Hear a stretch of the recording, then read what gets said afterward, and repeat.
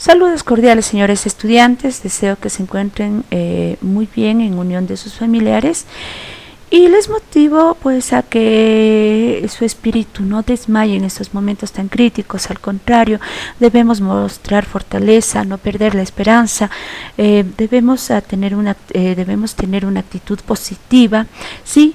Y recordar que el momento más oscuro de la noche nos anuncia que ya comienza un nuevo día. Con este deseo comenzaremos nuestra clase. El tema de hoy, la Eneida. Como ustedes tienen conocimiento, estamos abordando a las epopeyas, es decir, a las épicas clásicas, aquellos textos que describieron la grandeza de esas grandes civilizaciones como Grecia y Roma. En este caso tenemos la Eneida, que es una épica romana, ¿sí? Y vamos a ver, a profundizar ciertos datos, a reconocer cierta información que nos valdrá y que es de mucha importancia. La Eneida es una epopeya romana realizada en el siglo I a.C. Mire cuánto tiempo ha pasado. Homero realizó sus 2 epopeyas en el siglo VIII a.C. Acá tenemos que la Eneida es realizada en el siglo I a.C. Su autor es Virgilio, ¿sí? Y lo que sí comparte, porque obviamente al ser una epopeya va a tener características que comparta, ciertos elementos que comparta con la Ilíada y la Odisea, ¿sí? Y está entre esas características, entre esos elementos tenemos la fusión entre el plano terrenal y el mundo divino. El plano terrenal será representado por Eneas y el mundo divino será representado por Juno y otros dioses romanos. Recordemos que los romanos también son politeístas, es decir, tienen muchos dioses a los que adoran y a los que obviamente rinden culto y les conceden el poder o el ámbito de un ámbito específico de la humanidad, la fertilidad, las cosechas, la sabiduría, la guerra, etcétera. Entonces los romanos también tienen. Juno es esposa de Júpiter. Júpiter es un dios mayor. Juno también es una diosa del estrato mayor de dioses romanos, y esta será la que represente al mundo divino. No solo ella, ¿no? Pero es la principal. Continuemos. Les puse esta imagen para recordarles, sí, para siempre recordarles que en una epopeya aspectos fundamentales que no se pueden perder son las guerras, las batallas, las contiendas, los peligros, la muerte y el héroe, ¿sí? Siempre se destacará un héroe. Sigamos, por favor. La Eneida es una epopeya romana que se estructura con 10.000 versos hexámetros. Obviamente son 1.000 versos, menos que la Odisea, pero también es un número muy extenso, ¿no?, de versos. También son versos hexámetros porque en esa época solo se utilizaban este tipo de versos. Los 10.000 versos se van dividiendo, si se van dando en 12 libros, ¿sí? Como decíamos ya, el héroe es Eneas.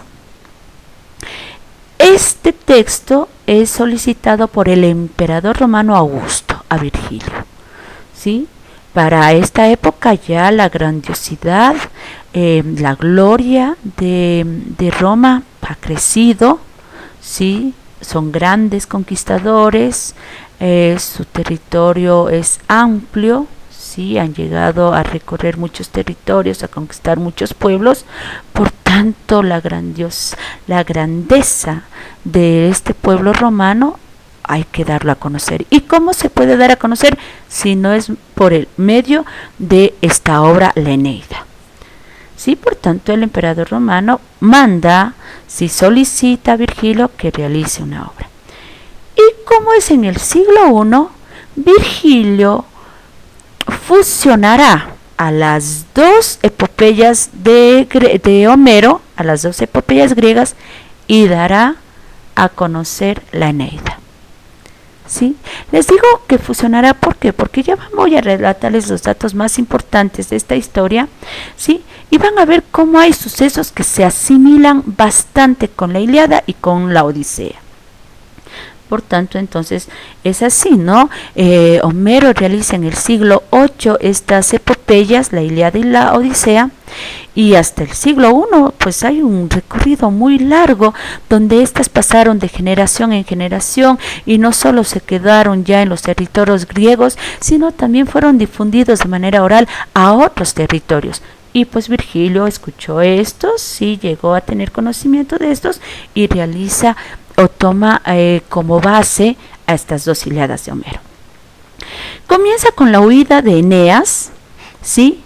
Y termina con la ocupación de las tierras de Roma, de lo que será Italia, ¿no? De lo que será Italia, porque en ese tiempo no se llama así.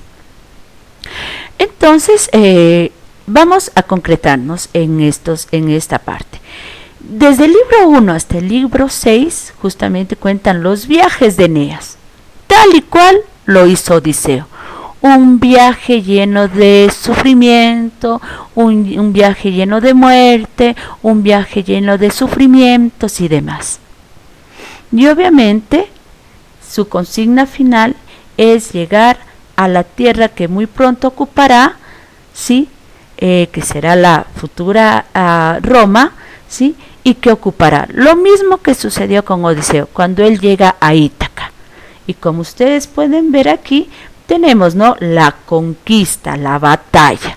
Lo mismo realizó Odiseo, tuvo que llegar a Ítaca, pelear con los pretendientes de su esposa, darles muerte, pues, y volver a retomar su castillo, su palacio. De igual manera tenemos acá, Eneas tendrá que dar esa batalla, tendrá que realizar esta guerra para conquistar y poder tener la ocupación. Aquí hay varios aspectos importantes, no solo uno, ¿no? Obviamente al ser una epopeya es un texto narrativo y hay muchos hechos que se van uniendo, sí, que se van relacionando para dar origen, para dar la forma para formar la historia, para dar forma a la historia. Eneas, ¿quién es Eneas? Eneas es uno de los troyanos que huye de su ciudad natal cuando los griegos entran al fin, ¿sí?, y conquistan Troya.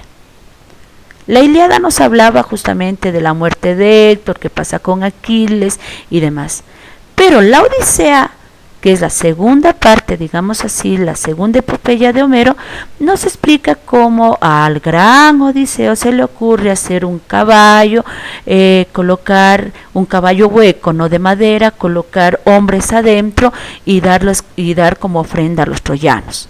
Sí, los troyanos aceptan esta ofrenda y permiten entrar este caballo, se abren las puertas de su fortaleza y permiten que el caballo entre. Ellos no conocen que dentro de este caballo hay guerreros.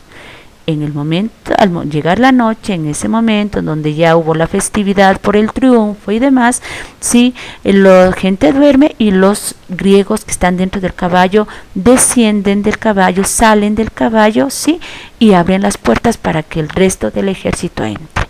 Y obviamente va a haber saqueo, va a haber muerte, va a haber destrucción, van a quemar a Troya. Mientras se da eso, Virgilio nos indica que Eneas, con un grupo de troyanos, hombres, mujeres, su padre y su hijo, huyen de Troya. Y ahora están viajando sin rumbo cierto, hasta que entre sueños su madre, que es Venus, la diosa del amor, Afrodita para los griegos, le indicará a dónde viajar. Y es así que entre tantos viajes llega al reino de Cartago y conoce a Dido. Su madre, Venus, realiza, le lanza como una especie de hechizo para que Dido quede totalmente enamorada, profundamente enamorada de Eneas y le reciba con mucha hospitalidad en sus tierras. Es tanto así que cuando Eneas decide por un tiempo quedarse, pero después él recuerda que él tiene una misión, que es buscar una tierra muy fértil, muy buena para fundar la nueva Troya. Él recuerda esta misión y decide dejar a Dido. Entonces Dido lastimosamente muere de pena, y no muere de una manera natural, sino muere clavándose la espada que Eneas le regala.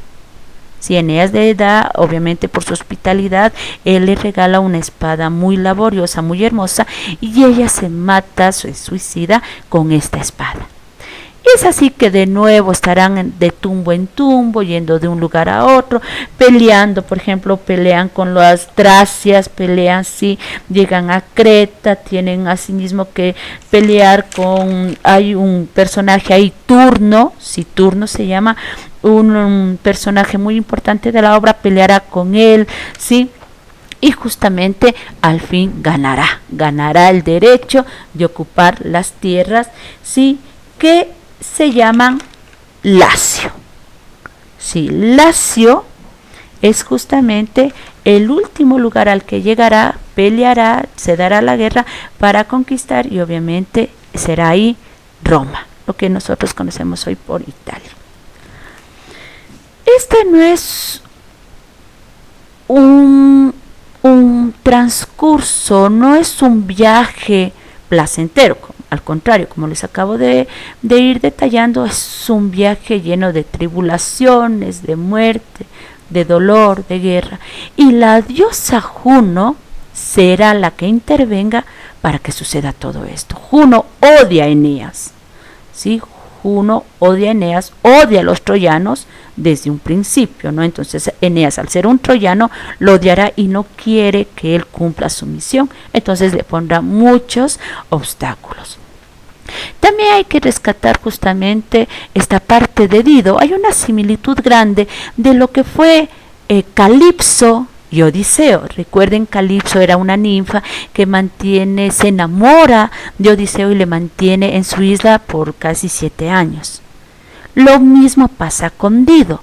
Dido se enamora de Eneas y le mantiene en sus tierras, ¿no? De una manera amorosa, tratándolo bien a él y a la gente que llegó con él, sí, pero al final Eneas recuerda su misión y abandonará a Dido.